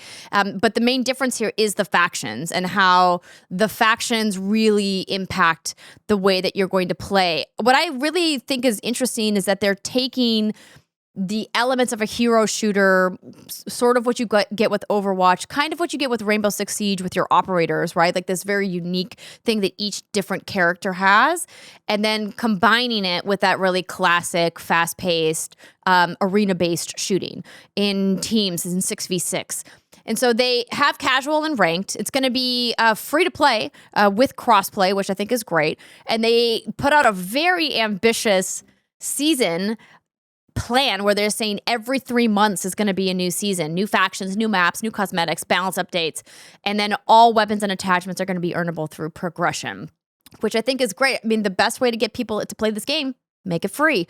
Now, we didn't get enough time with it to really see how that progression is going to play out over the course of a season, of course, because I think that's what's going to get people coming back as the rewards are, because that's why the three of us could jump back into Fortnite, right? It's like, gotta fill out the battle pass. Get them dances. Exactly. Yeah. So, Danny, what did you think about the way that Ubisoft was handling the lore and the IP? Because you play, obviously, a lot of Ubisoft games. Do you think that is impacting your enjoyment, or do you think the gunplay is good enough to stand on its own? Yeah, because I love The Division. It's like one of my favorite games. So I was telling Ri, I'm like, I'm gonna go cleaners all the way, and I've been enjoying it a lot. I think the last game there was a shooter that was free to play from Ubisoft, and that's during the time that I started playing with Ri online, was Hyperscape.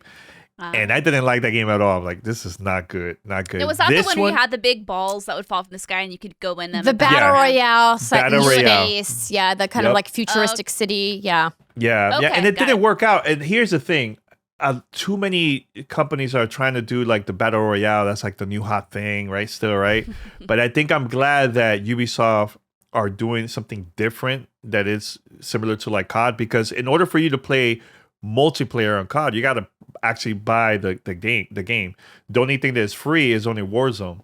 So by them having something like this, now a lot of people don't have to like buy a game. They just go straight to this, and this is their type of game. They're not into Battle Royale. So I think that's a smart move. And I'm excited to see future games from Ubisoft that's also free to play. I think Heartland, that's another one that's going to be really good. That's it's part of the Division universe. So they've been killing it, I think, lately with this, and also with Heartland that's coming up in the future. So I'm very excited. And another thing we forgot to mention is like the game modes that was available there. The one that I loved the most was Hot Shot. So Hot Shot is like kill confirm. The only difference is when you're there on in the match, you will find a golden coin.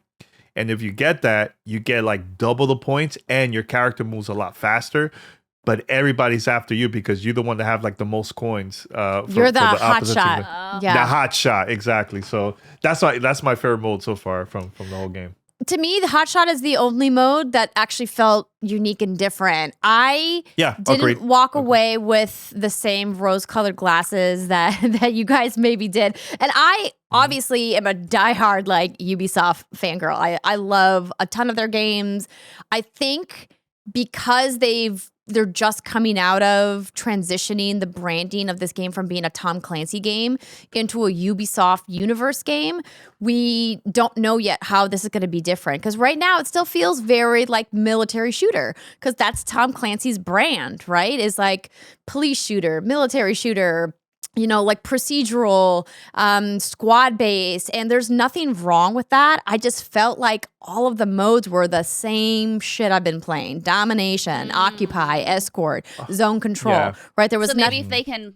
I see what you're saying. So if they could lean more into the IP, maybe. Yes. Every IP and make the gameplay based off of that. And I think that it's safe and smart of them to launch with things that are easy for people to get into and easy for people to understand. Because if they were going to launch with like some weird Assassin's Creed and PvP mode, is either going to go gangbusters because people miss Assassin's Creed multiplayer, or it's going to fall on its face because people are going to be like, this is weird. I'm just going to go back to playing, my normal, playlist that I play in Warzone or in COD MP or whatever.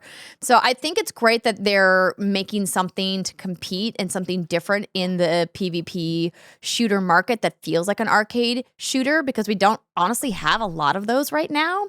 I know it feels like there's a lot of shooting multiplayer games, but they're, like you guys said, they're all battle royale for the most part. And so I'm excited to see where they go. The maps were done really well. Ubisoft as a publisher, all of their individual studios have a commitment to art and production design that I love, and think that their world building and environmental storytelling is exceptional.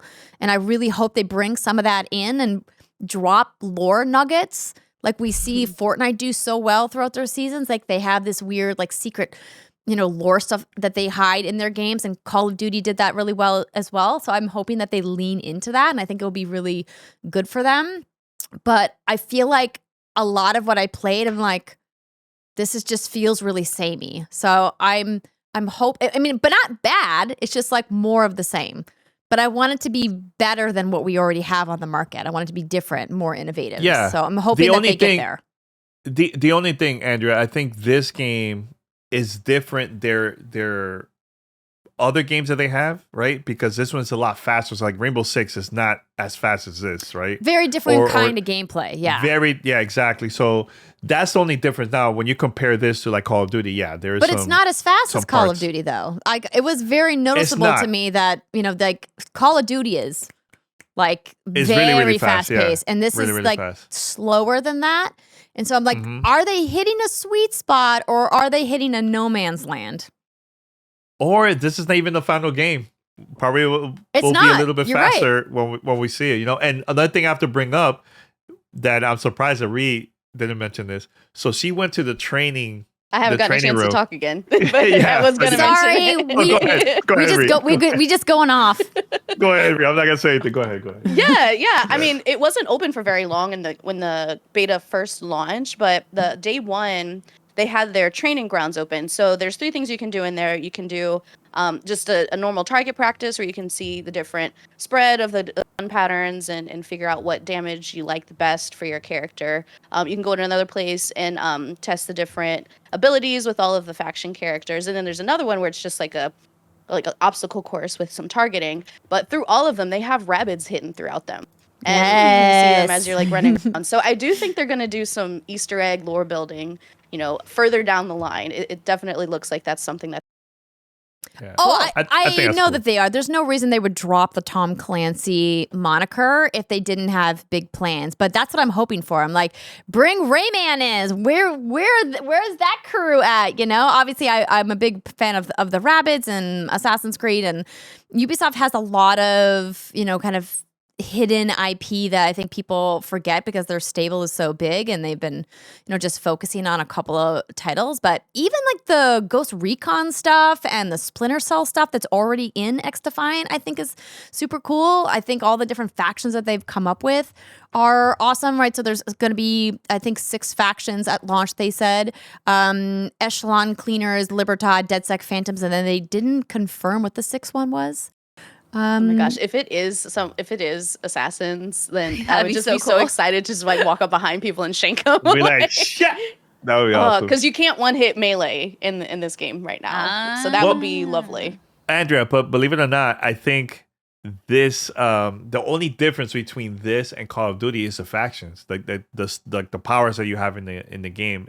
I don't see that in any other first-person shooter. So that's the only part of the game that is very different than the other shooters, I think. Yeah, I mean, that's why it feels a little bit, in that sense, more like an Overwatch, like a hero shooter where you do have abilities and things like that. But that's why I think they are hitting this really unique blend of the two. But it's like, I just, I had fun. Again, I'm not saying like, oh, it sucks. That's not what I'm saying at all. At all. I had a great time. I'm just saying right now with the game modes that they have, it just felt super samey to a lot of experiences that are already out there. And I know a lot of people who are very into COD and P. So it's like, what is going to be the hook to get them to leave the ecosystem that they have already sunk a lot of time, XP, money, progression in to come and play this game instead? Like, what's gonna bring them over? Is it gonna be the factions? Is it going to be, the IP of the maps and getting to see cool worlds that they recognize from their favorite franchises? I personally think it's going to be the cosmetics because Ubisoft crushes it in the cosmetics department. So fingers crossed that they show us some really cool stuff when we get a little bit closer to the game actually launching. But so much more to talk about. Brittany, your list of games is vast. So I feel like you should maybe highlight a couple things. We're literally not highlighted talk about it all. She wrote a book. I literally highlighted the 2 games I will talk about this week. But so just so y'all know what the fuck I've been up to. So I finished Dead Island 2, Trinity Trigger, Melon Journey, Paranormasight, and Infernax. All those are relatively shortish games except for Dead Island 2 and Trinity Trigger. I started Star Wars in Hades. I started Hades for Ri. And I love it. I had a sexual awakening when I started it with oh my god, Zagreus. Like, okay, everyone in that game is hot and it's unfair. Minecraft Legends, which I'm almost done with, and Final Fantasy Pixel Remaster.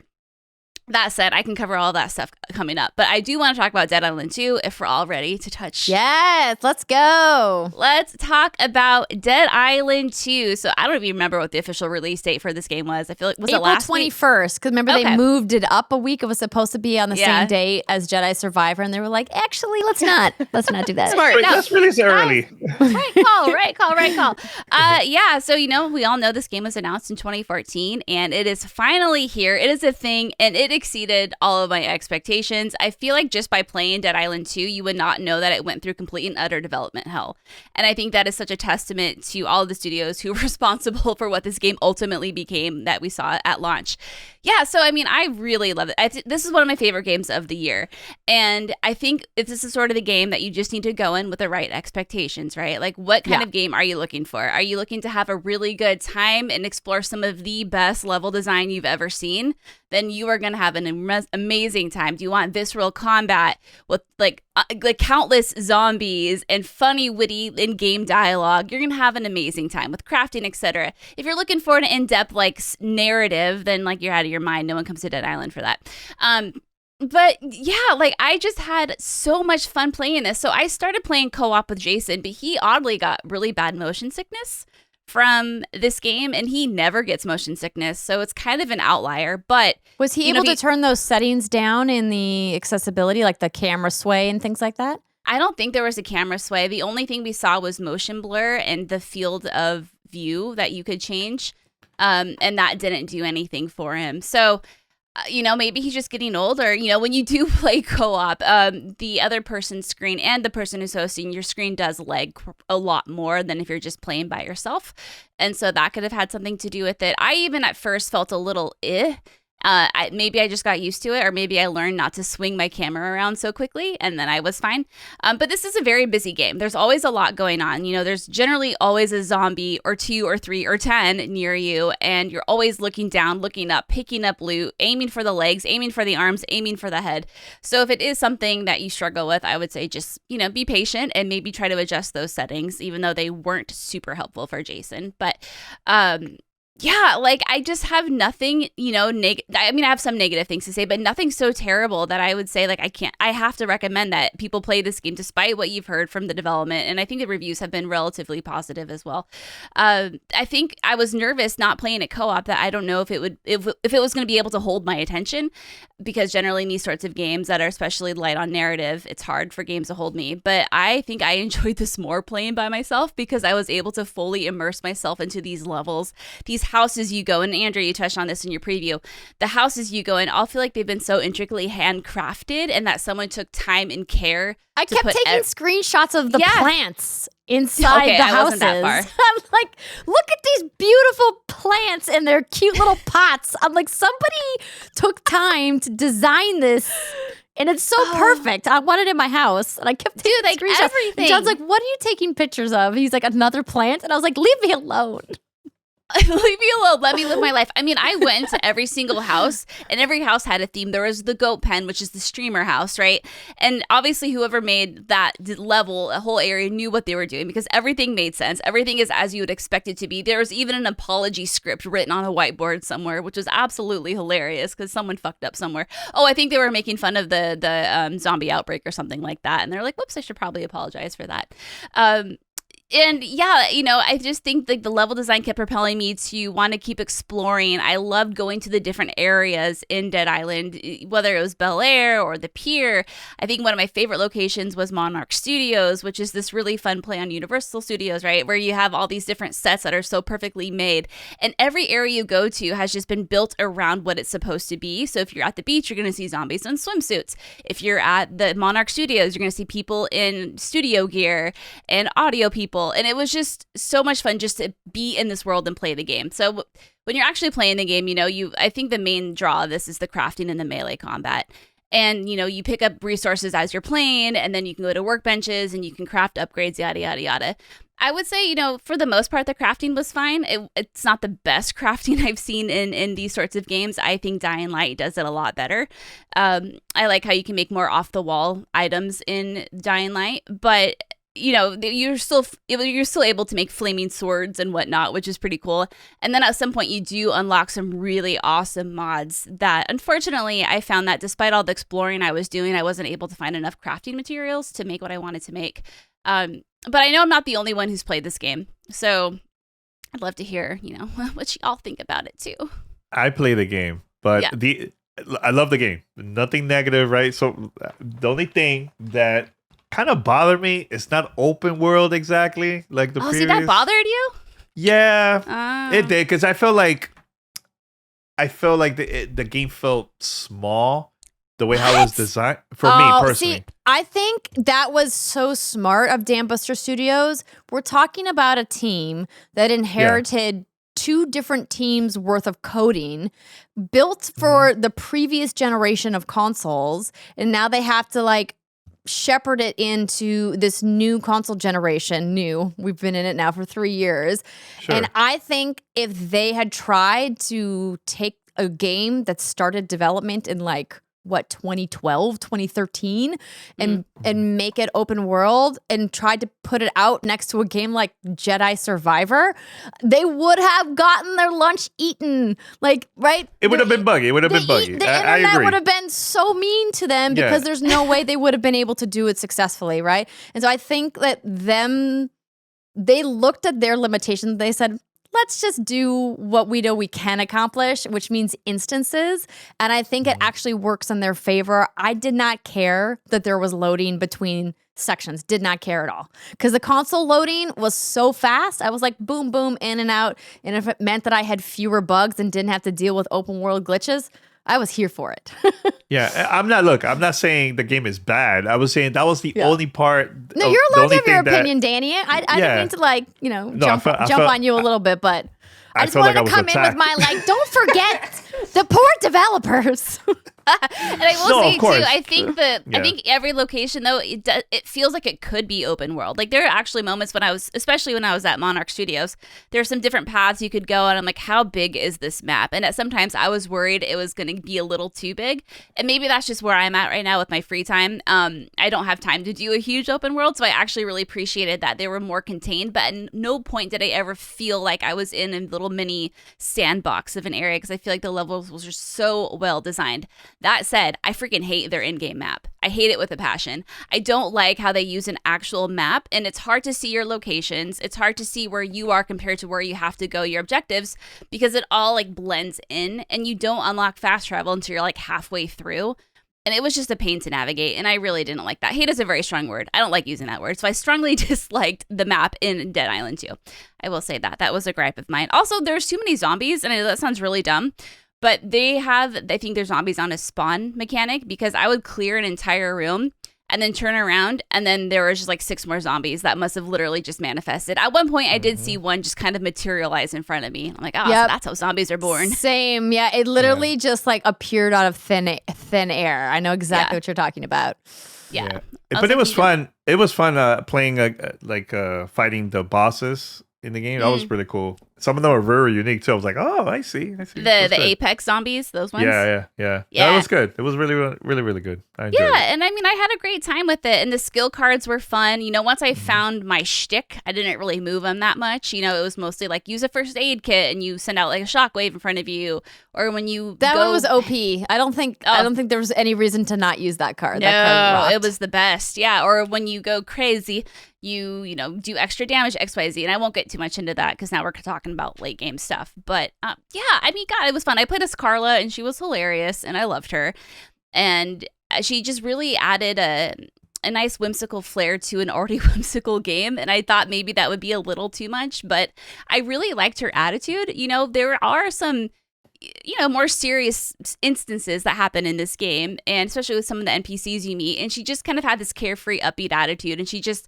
you know, would see someone, you know, with his hand balls deep in a dead zombie. I don't know if that's a whatever.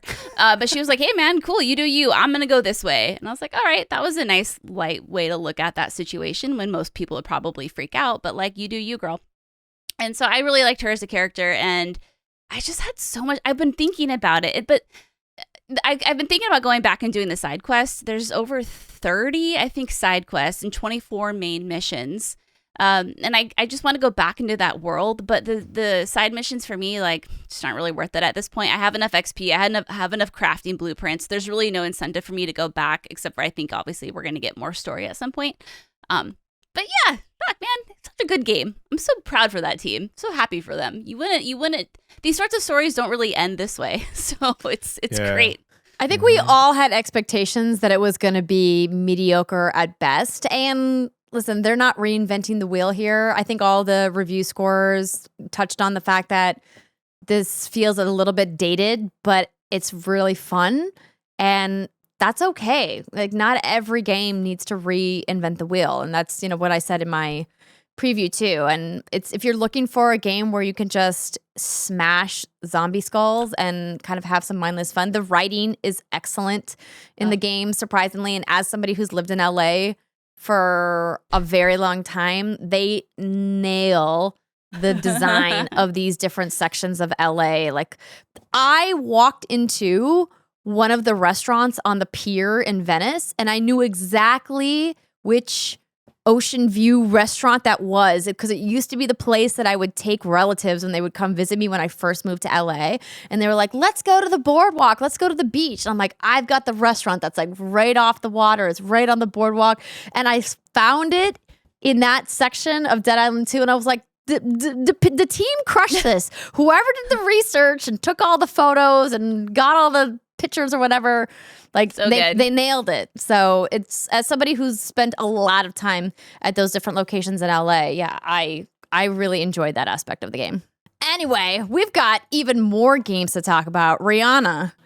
Yeah. You found some eggs that didn't drive you insane this spring season. I'm happy to hear it, my friends. I actually enjoyed an Easter activation. Oh boy, howdy, was I excited. So, for those who don't know, Disney Dreamlight Valley, which is still early access, technically. Take a shot. John Drake. Yes. John Drake. Wow. It is technically, it's not even technically, it's just, yes, it's in early access. It's still in early access. They had their version of Egg Day around Easter time, so the last few weeks, and it's still happening right now. You can still collect eggs in the game. But the way they did it was so much more approachable. It's not, first of all, you don't get egg content instead of other content. And for those who don't remember my rant about Animal Crossing. Oh yeah, how could we forget? It was exactly overlapping with the Cherry Blossom Festival. All I wanted was cute cherry blossom shit. I wanted pink things with dark wood to put all over my little house. And all I got were eggs. And it was very upsetting. Literally, all I got was one recipe, and then eggs. Travesty. Just a whole bunch of fucking eggs. So, Disney Dreamlight Valley, it was much more enjoyable. Some bushes. I think 3 total on your entire valley. Start spawning eggs. You find eggs randomly on the ground. You can combine those 2 eggs into seeds that grow eggs, and you can plant those anywhere. So it's not as intrusive. You have the 3 different types. You can make different recipes out of them. And if you, I think, collect enough of each type, do a few recipes specific to eggs, make a few items that are different combinations of the eggs, and furniture, and then place it around your valley, then you unlock special little bunnies that can be your companions, and they're really, really cute. So I enjoyed it. On the whole, it wasn't a terrifying, creepy bunny that haunted my dreams and made me mad. And I enjoyed it quite a bit. Also, we have new characters. We have lions. Yeah, lion buddies. And yeah, I have now 100%ed all my characters. They're all maxed out. I'm just waiting on one tree to mature. And then I believe I've done all the quests. And even playing around with some of the Wally late game quests that you can do. For no particular reason, I don't need the XP. It's just fun. It's fun to talk to Wally. He's cute. So I'm having a great time with Disney Dreamlight Valley. I am beginning to think about how I want my final my final valley design to look. I've been very much inspired by one Andrea Ri's valley, which is absolutely beautiful. It's like Pinterest worthy. Thank you. And mine looks like a big, huge garbage pile. So I'm gonna work on that next. I did post a single screenshot of my Mad Hatter teacup party that I have been building in the Glade, and I've had some people ask me to do a video tour, so I might have to put that together. But well, you know, I haven't done a stream in a while. Maybe it's time. Our anniversary stream, girl. Take us to your island. That's a great idea, actually. It was Ri's idea. I can't steal it. I heard you. So it'll be kind of like MTV Cribs, but you're gonna show your Yes, your design, everything. Exactly. I mean, because I did island tours. I mean, I spent a lot of time streaming Animal Crossing, so thank you to everybody at on our Twitch community for joining me for all those streams that were probably quite tedious for some folks. But yeah, that's basically where I'm at in Dreamlight Valley, is that I'm just like in full decorating phase, waiting for the June release. I do appreciate that the team at Gameloft is listening to fans and people in early access. I appreciate that they're doing updates. It gives you a reason to come back to the game. I'm excited to see what they're going to do with multiplayer. Not super excited with how expensive things in the shop are when the game is still paid early access. It kind of feels a little punitive to the people who are helping you beta test the game and paying for the privilege to do so. I'm like, maybe you bring the prices down a little bit right now, and then you can bump them back up when the game goes free to play and won't feel so egregious because the shop prices are expensive. Less pumpkin puffs, just like less. Well, you can't even buy stuff with your coins at a certain point. It's the moonstone price for the stuff in the shop that I'm like, this is too many moonstones. Needed to be lower moonstones, please. Thank you. Danny, do you know what they're talking about? I have no idea. All I know that replays on the Steam Deck, and that's all I know. That's all you need to know. Moonstones are the premium currency that you buy with real money. So they've finally released stuff that you can buy with money. So obviously there's stuff in the shop that rotates, and Scrooge, you and I are in a fight. You got to give me the better furniture updates. Everybody makes the same complaint. Scrooge or Tom Nook? Who's worse? Which one would you rather punch in the face more? Both. Wow, that's violence. Hey, Scrooge for sure. Agree? I say Tom. Oh, yeah, fuck that guy. That's too much. Okay. I mean, I just wanted more storage. Yeah. But Tom Nook didn't like dance with glee every time you paid him for something. And Scrooge McDuck like clinks the coins together in front of you, like, ha ha ha! I got your money, and I'm like, shut up, Scrooge. Swimming in gold. What do you expect? He loves that shit. So you're okay with it because he doesn't hide his greed. Yeah, Tom Nook just put it in like a money market account and walks away from you. Like, it's so boring. God, I hate that guy. Money markets are a conservative way to invest, okay? Yeah, and Scrooge has the best theme song for a cartoon back then, DuckTales. Tom Nook doesn't. That was a banger. And Tom Nook doesn't have one, so it's true. He doesn't. He doesn't. he doesn't. But listen, before we go off of a deep, deep hole where all I do is talk about Disney Dreamlight Valley, we have to talk about the biggest game of the month, arguably of the year, ? So far. You know what? It is. Maybe. maybe. It is so far. So far, yes. So far, I feel like it's definitely in contention to be top game of the year so far. Ooh, Obviously, yeah, we've got Cody. a lot of big boys yet to come, but have we all spent some time with our lightsabers? Yes, I have I not. have. I think I'm the only one who hasn't touched it at all. Star Wars Jedi Survivor, baby. Thank you to Hey. EA for sending us codes. I assume EA also sent you a code, Danny. Yep. So far, this game is great. It's everything I wanted. Brittany, I would love to hear from you as somebody who doesn't normally, live in the Star Wars universe, what you're thinking of your time so far. Yeah. So I'm maybe only 5 hours in, and unfortunately, I did lose a couple hours of progress because of the save file corruption shenanigans. So that was kind of a bummer. But if I had to describe Cal, it would be vanilla soft serve and the most bland cardboard cup you can think of. I feel like Oh no. no, listen now. This again, remember I'm only 5 hours in. The first 2 hours of that game, I admit I had a really hard time getting through. I thought Cal was just kind of boring. And I think this is how I felt with Fallen Order too, though, in the beginning. I ended up loving that game, one of my favorite games of the year. It kind of bait and switches you, right? You're introduced to certain characters, and then they're not really part of the story as of and then you move on, and there's just lots of metal, lots of story stuff that I don't really know about. Like, it was just kind of tutorially. It just didn't really hook me. It did not grab me at all. The combat felt great, yes, and I was playing on performance mode at the time, and despite that, like, it still chugged, and it was just not living up to the hype that I had. That said, once I got out of that beginning area and I moved into a settlement and I started meeting some of what I'm assuming are going to be the main characters of this game and interacting with them and really kind of getting a hang of the map, which is like a little bit, it's better this time around, and getting a hang of how this game operates, how you can find new objectives and do new side quests. Then it really started clicking, and now it's all I can think about.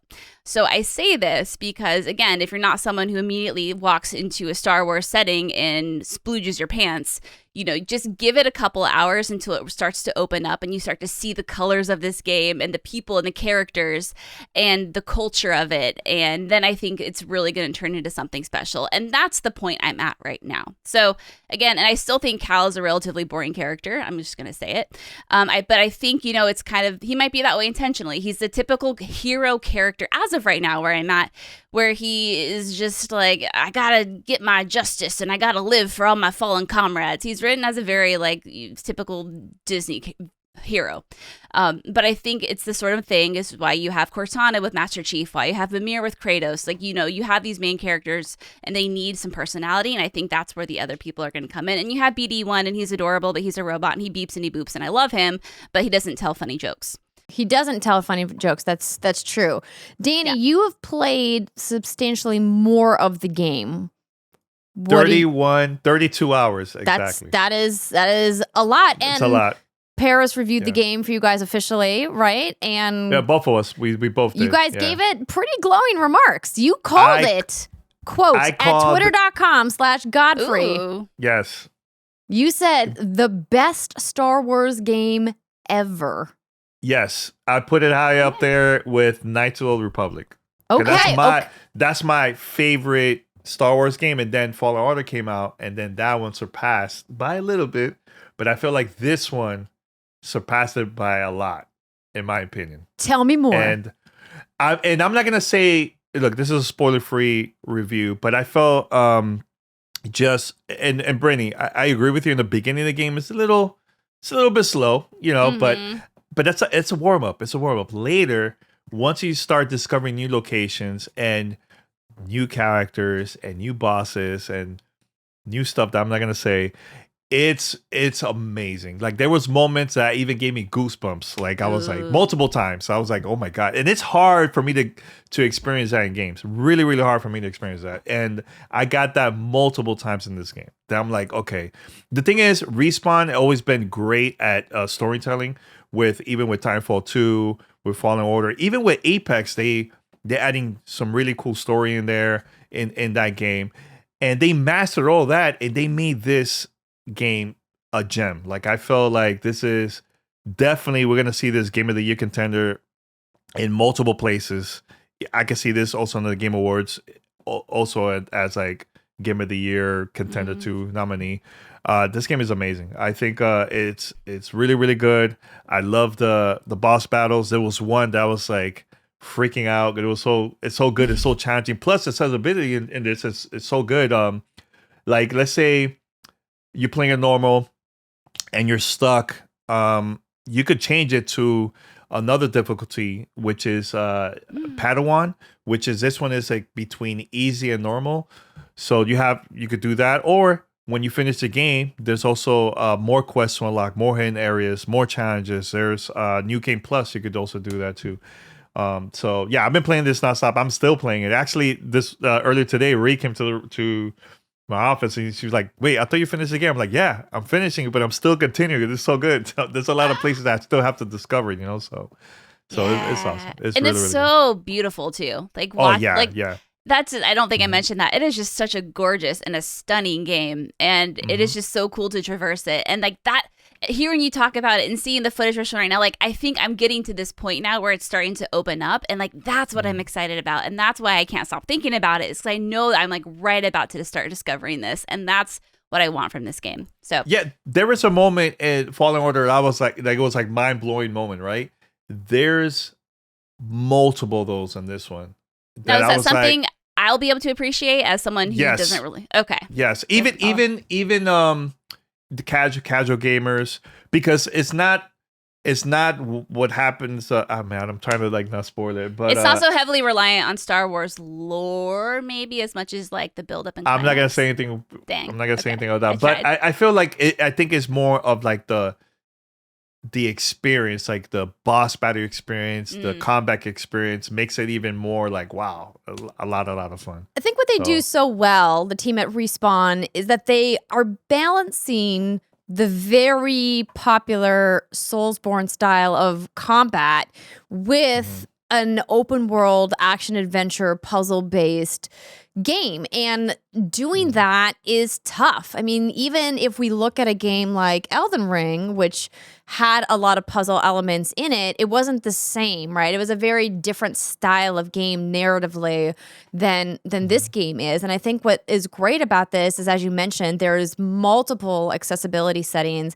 EA and Respawn actually put out a whole press release just about the different accessibility. I tweeted that I was having trouble with the combat, but thank God for baby-ass baby mode. There are 5 different difficulty settings, by the way.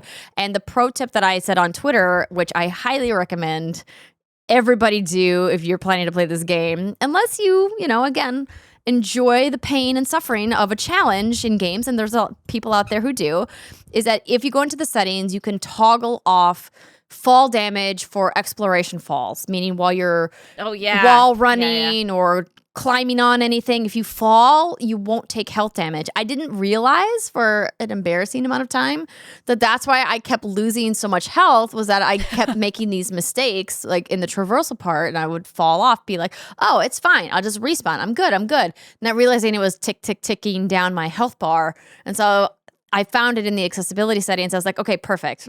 Check that off. Now I can traverse without worry. And if I fall while I'm running around and exploring, I don't have to worry about it. So I love that they give you options to play the game that you want, so you can explore these worlds, uncover these cool narrative moments, and just have that immersion of being lost in the Star Wars world that Respawn has created.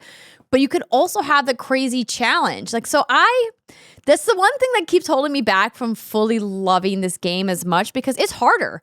This game is harder than the first game was, and I have less time now than I did when I played Fallen Order.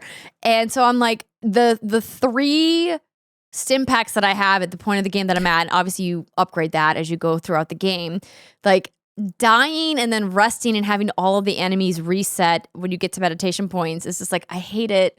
And I hate that I have to rest because that I'm going to die, because when you die, you lose all of the XP that you've gained since your last experience point. And then you have to go find the thing that killed you in the world and damage them to get your XP back. And I don't like that mechanic at all. I wanted to go away, but I understand why they did it. It makes me sad. But Andrea, you could easily change the difficulty to yes, either the easiest, which is story mode, or Padawan. You know, I think. Yeah, no, I'm on Padawan right now. So I started it as Jedi Knight because when I did the preview, I was okay. I didn't feel like I struggled, but maybe it's because I'm just being more cavalier now and I'm exploring a lot more. And so if I'm in between meditation points, because in the world you do find the meditation points, like the save points where you can apply perks and ability points and things like that, change your stances and whatnot. I just kept running into problems, especially I did a mini boss fight. And when I died in the middle of the mini boss fight, it put me way back in the level. And I was like very mad about it. I was like, this is bad game design, controller throw. And then I was like, actually, it's not like they didn't tell me it was coming. It's not like I can't change the difficulty. I'm just mad because I've failed. Yeah. I have to bring this up because I know there's been conversation online about the game, like the bugs and stuff. So I've been playing it on the PC and I was having issues. I was getting crashes left to right all the time.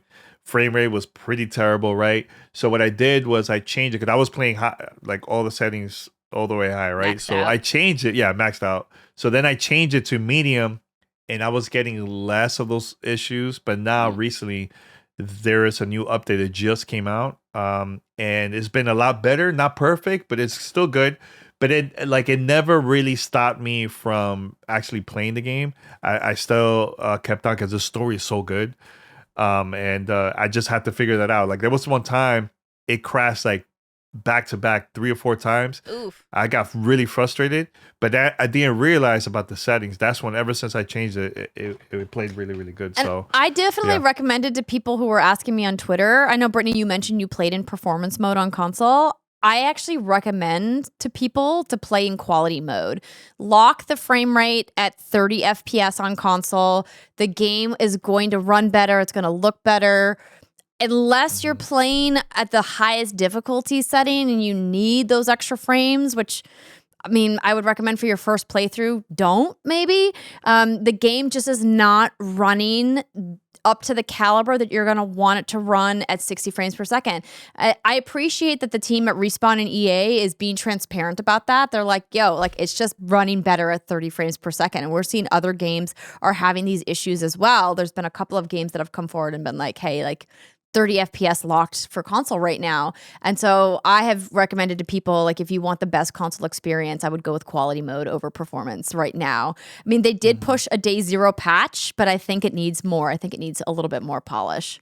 Yeah, so I was getting a lot of chugging on performance, and then the patch came out, and I just played it last night, and it was probably like 80% better. But there are a lot of moments when I'm spinning the camera, and it does the same amount of chugging. But usually that's when you're around resource heavy, like water and stuff moving, and sometimes it works fine, and other times it doesn't. But other than that, yeah, Danny, I only had one hard crash.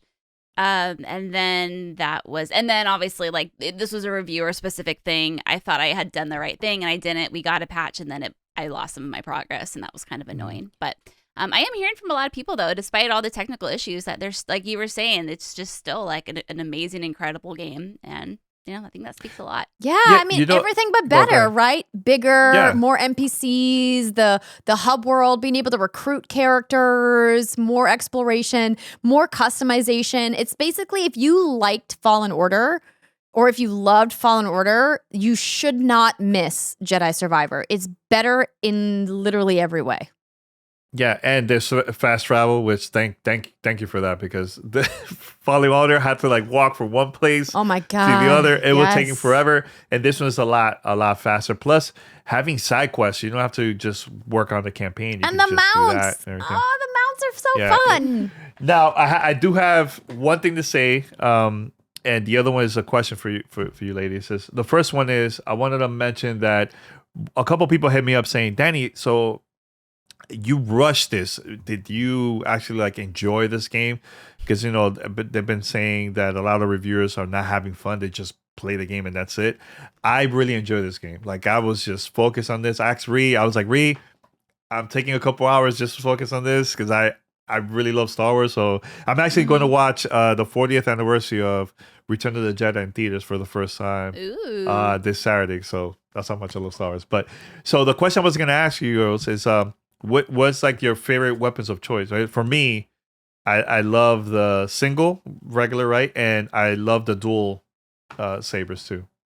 Yeah, single for me. I mean, again, like I'm not super far in again, but I'm just having more fun with it. I don't know what it is. I just something about it. I have a feeling though, as I probably progress, I'm gonna want something that's a little bit better at crowd control. That makes me feel a little bit more strong. Okay, I think I know which one you might get in the future later in the game, but yeah. Yeah, I haven't unlocked the blaster stance yet, but I talked about it in my preview. So I think that's going to be my favorite because I like the ability to like pew pew in the game. But right now I'm all dual sided. Like that's I do a little bit of dual wielding. I'm with you, Danny, that the single blade stance is like classic and it's very powerful and much more approachable than the other two stances. But yeah, so I'm doing the dual edge right now, and then or the dual sided. But yeah, I'm waiting for my blaster stance.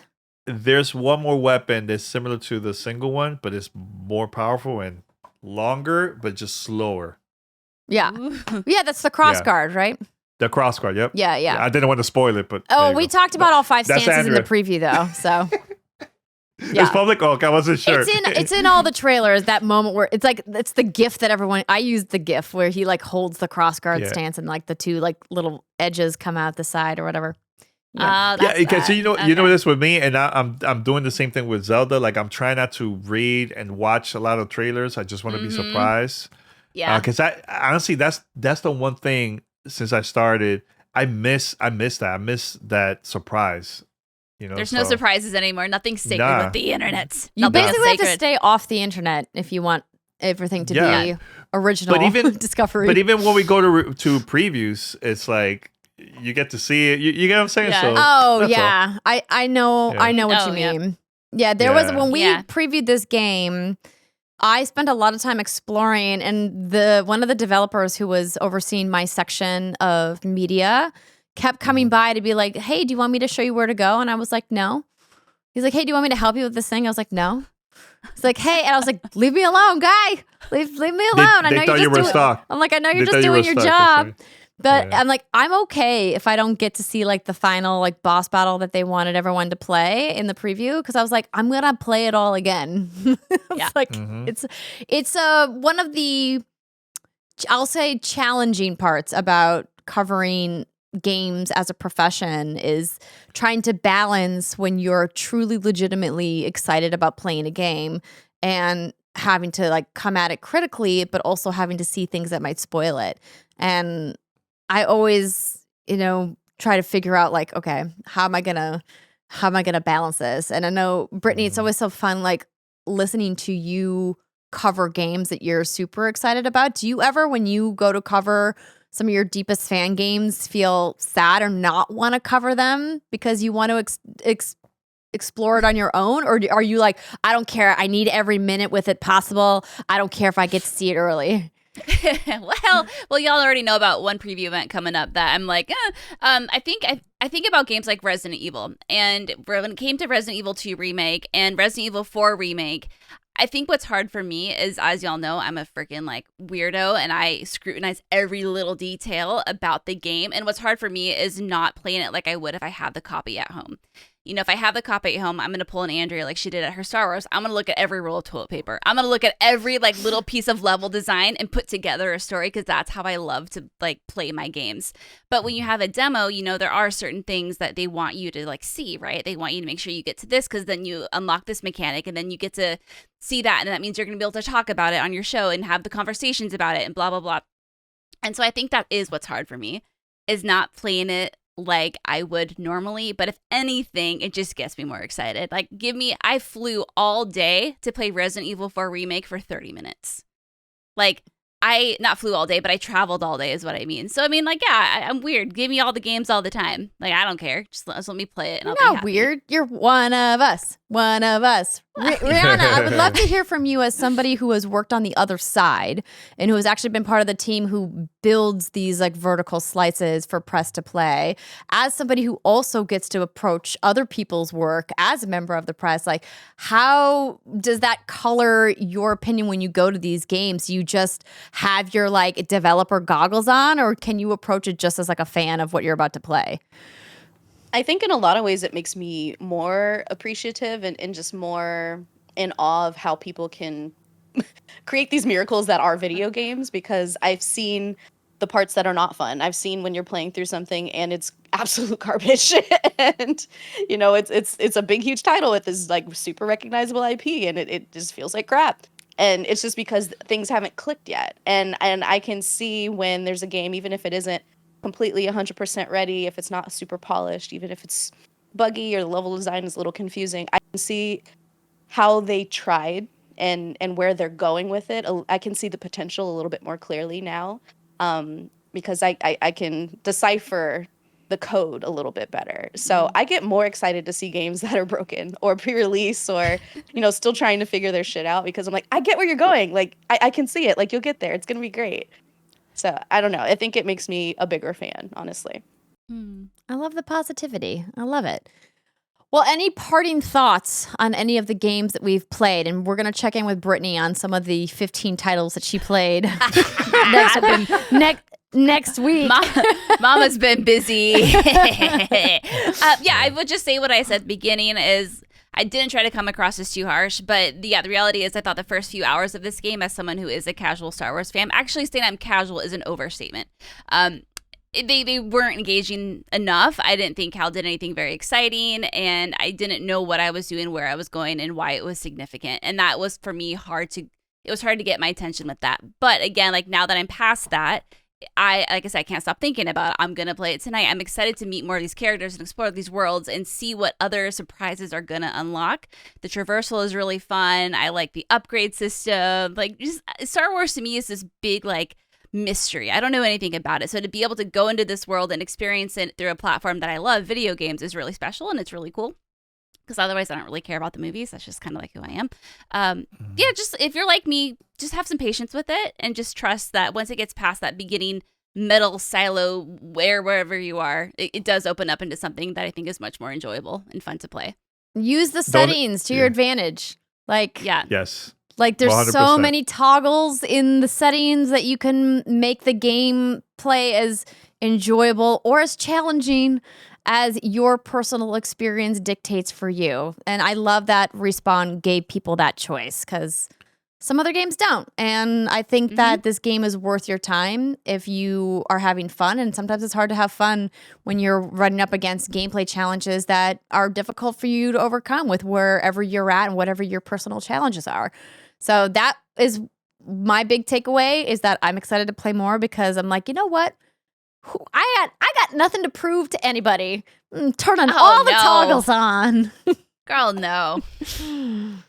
Yeah, I the only thing I will say, I feel that this story is better than the last trilogy that we got to see, and I'll go back to like the original trilogy. That's to me, that's like the best part of Star Wars. Praise. Okay. Yeah, it's similar. I said the same thing about